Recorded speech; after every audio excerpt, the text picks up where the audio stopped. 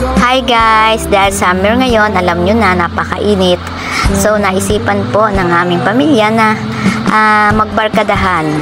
At pupunta po kami ng tubigan sa may gitna po ng palayan. At doon po ay meron po doong flowing. Ito po yung mga irrigation na ginagamit po sa pagpapatubig ng mga pananim. At dahil nga po hindi umulan, ay kailangan pong malagyan ng mga tubig yung ating mga tanim na palay. Dahil nagpapatubig po ang tatay ko, ay naisipan po na sumabay na kami sa paliligo. Dahil sayang din naman po yung matatapon na tubig. At dahil summer ngayon, ay sasamantalahin po namin yung pagpapatubig ng tatay ko. At kami nga po ay pupunta na doon at naglalakad na nga po kami papunta doon sa may gitna ng palayan. Kahit medyo mahirap po talaga ang aming daranasin na pagtawid-tawid sa mga ilog kasi medyo mahirap po ang aming tatawirin. At yan po talaga ay medyo may kalayuan. So, ando na po yung ibang mga pinsan ko, kamag-anak, mga bata. Nauna na po sila doon sa may flowing na paliliguan po.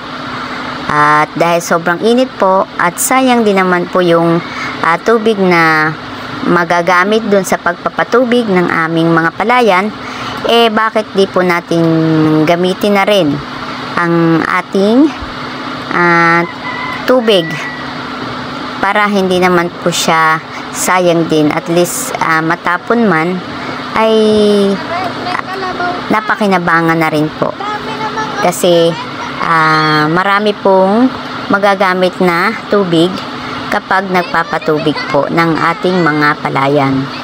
So yun lang po ang kailangan gawin kapag meron po tayong mga pananim ng mga palay tapos hindi po umuulan. So kailangan po natin na magpatubig. Yan, magpapatubig po tayo sa irrigation. At yan na nga po, hindi na po makahintay itong aking mga kasama at tagligoan na po talaga.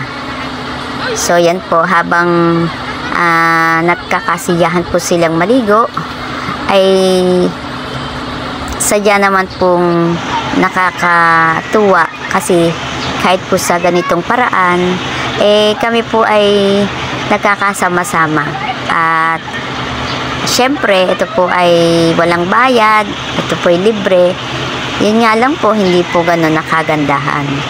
So at least dito po ay madaming tubig, malakas yung agos ng tubig, at sadya pong mag-enjoy na rin sa paliligo, lalong-lalo na itong ating mga bata.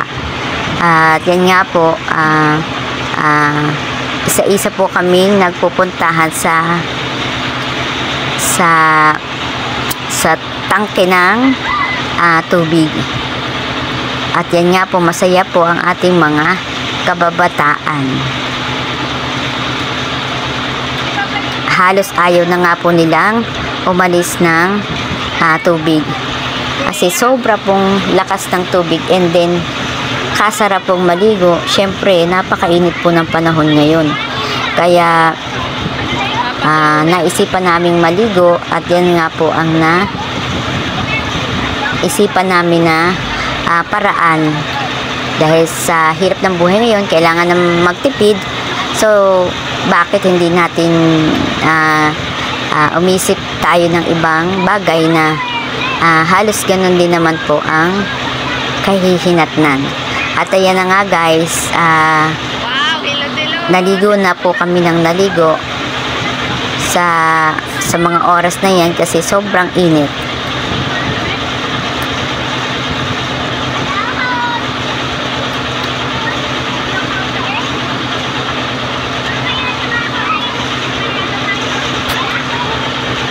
Habang nag-i-enjoy ang mga bata guys, ang iba naman ay kumakain, at yung iba naman ay nagpo-photoshoot sa gitna ng mga palayan. kitang-kita guys na enjoy ang mga bata kahit sa simpleng lango yan, sa simpleng paliguan ay nakakatuwa po kasi yung lakas po ng tubig, yun po yung masarap doon. Diba?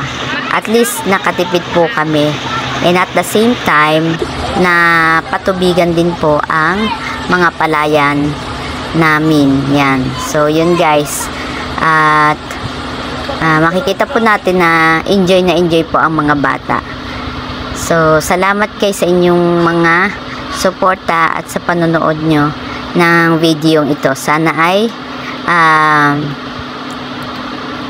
ako ay i-subscribe nyo pa.